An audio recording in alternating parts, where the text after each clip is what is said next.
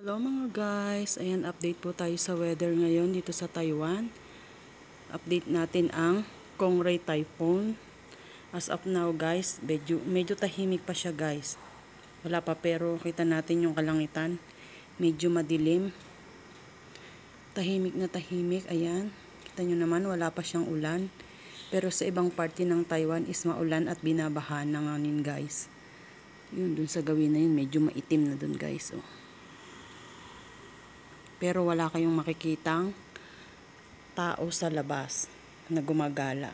Ganun sila ka takot sa bagyo dito guys. Tahimik na tahimik guys. Look. Tingnan nyo naman. Ayan. Ang aming baba. Pero yung hangin niya ngayon guys is medyo na ano yung malakas-lakas na hangin. Dito naman tayo sa aming terrace sa harapan. Tingnan natin dito sa bandang harap ng aming mga bahay. So, ayan guys, ganun din. Hindi siya ganun ka. Ayan, masyadong kalmado pa ang paligid guys. Kalmadong kalmado. Walang kaambon-ambon sa ngayon. Ang oras po natin ngayon is 1:20 in the afternoon guys. Yan.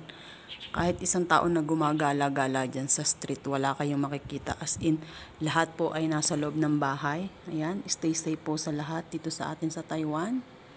Pray lang po tayo na walang mapinsalang malaki dito sa Taiwan. Ingat-ingat po ang lahat guys. Yan lang po ang update natin ngayon dito guys sa Taipong Kongray dito sa Taiwan.